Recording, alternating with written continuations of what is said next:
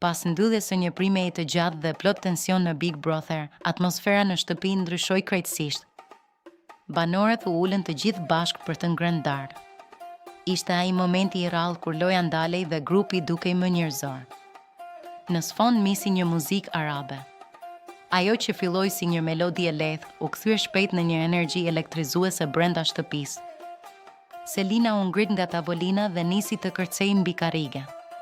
Lëvizjet e saj ishin ritmike, me element të qartë të belly dance. Banorët shpërthyen në duar trokitje.